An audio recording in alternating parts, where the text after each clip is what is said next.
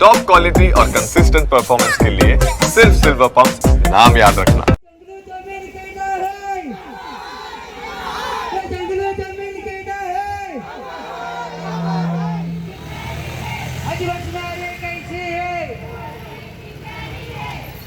उम्र पड़ा जंगल छोड़ा नहीं दादा छोड़ा जंगलों जमीन के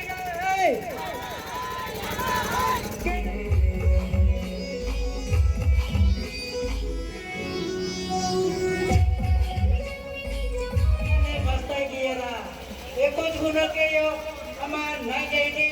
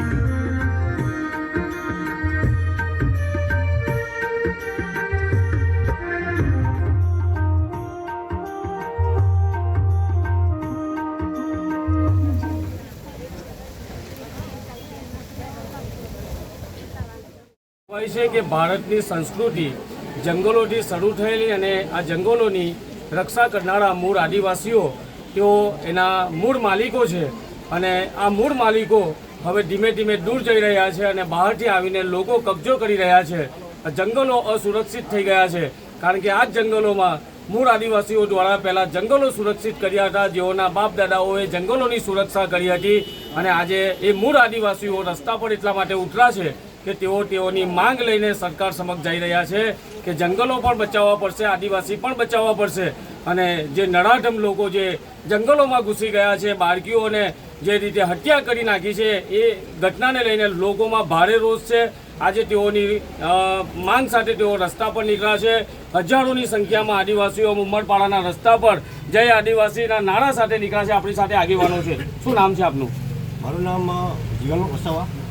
જીવનભાઈ, જે રીતે આજે જંગલ બચાવો, બેટી બચાવોની વાતો લઈને આપ નીકળ્યા છો, શું શા માટે તમારે નીકળવું પડે છે? સર, એમાં એવું છે કે સંવિધાન નક્કી કરતો હોય છે દરેક બાબતો અને ગામ, તાલુકો કે શહેર એની હદો નક્કી કરેલી હોય છે। અનુસૂચિત 5 અનુસંધાને ઘણા લોકો એવું માને છે કે જંગલો એ કોઈ પણ તાલુકાના કે જિલ્લાના લોકો કરી શકે, પણ આ બાબત બિલકુલ ખોટી છે। હું આજે મામલતદાર ઓફિસમાં ઊભો આ બાબત ચોખવટ કરવા માગું છું। અગાઉ કોઈ મહારાષ્ટ્રના બેન આવી આ અનુસૂચિત વિશે સમજાવતી હતી, પરંતુ મારા પર એક દાખલો છે સાહેબ। દાખલો એવો છે કે એક નિઝર તાલુકાનું ગામ અત્યારે કુકરમોડા તાલુકામાં આવે છે। એ લોકોના 2 ખેતરે પછી એ લોકોની હોદ મહારાષ્ટ્રની હોદ શરૂ થાય છે। હવે ત્યાં આગળ આદિવાસી લોક સંઘર્ષ મોરચો દ્વારા ગુજરાતના ઉદામગઢી ગામના લોકો દ્વારા તે જમીન ખેડાણ કરવામાં આવેલી હતી, પરંતુ ત્યાંના આજુબાજુના મહારાષ્ટ્ર લોકોએ તમે ગુજરાતના છે એમ કરીને એ લોકોને તાત્કાલિક હાકી કાઢેલા હતા। જેવી રીતે મારા ગામના 12 કે 13 ખેડૂતો બળખડી ગામે પણ તે લોકો 4-5 મહિના રહી 2002 કે 4 ની વાત છે। આજે સરકારને શું રજૂઆત કરવા આવ્યા છો? આજે સરકારને અમારી આ જ રજૂઆત છે કે અમારા ઉમરપાડા તાલુકાનો જે જંગલ વિસ્તાર છે એ ઉમરપાડા સિવાય કોઈ પણ જિલ્લાના કે રાજ્યના લોકોને અમે બિલકુલ આપવા માંગતા નથી અને આ એમાં નિયમ લાગતો જ નથી. બીજું કે અમારી 2024માં 12 વર્ષની દીકરી હતી, કૃત્યપૂર્વક બળાત્કાર કરી અને કૃત્યપૂર્વક એનું હત્યા કરેલી હતી. એવા આરોપીને ફાંસીની સજા મળે એવી બાબત અમે અહીં લઈને આવેલા છે. અને બીજું કે અમારા વિસ્તારના લોકો જે ખેડાણ કરે છે એ લોકોને એનો હક અને અધિકાર સરકાર આપે એ જ અમારી માગણી અને લાગણી છે.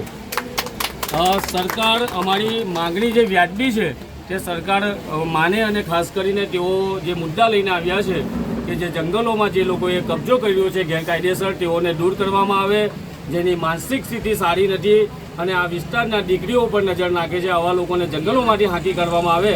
અને એના માટે ભર વરસાદમાં મોટી સંખ્યામાં મહિલાઓ જોડાઈ છે અને એક જ સૂરમાં મહિલાઓનો એક જ સૂર હતો, બેટી બચાવો જંગલ બચાવોના સૂત્રો સાથે તેઓ નીકળ્યા છે. વરસાદ પડી રહ્યો છે અને જોમ જુસ્સો જોવા મળી રહ્યો છે. બેન, આજે ટોળા લઈને નીકળ્યા છો, શું કહેશો? સર, આ ટોળું ના કહેવાય, પણ આ એક એકતા છે, આદિવાસી બહેનોની ભાઈઓની એકતા છે. કેમ કે વડગામની અંદર જે પરપ્રાંતિ કહીએ અમે, ખોટું નથી, બીજા જિલ્લાના લોકો આવીને અહીં આગળ વસવાટ કર્યો, એ લોકોની પાસે ના તો આધાર કાર્ડ છે ના તો કશું છે, છતાં એ લોકોએ આવીને જમીન ખેડે છે.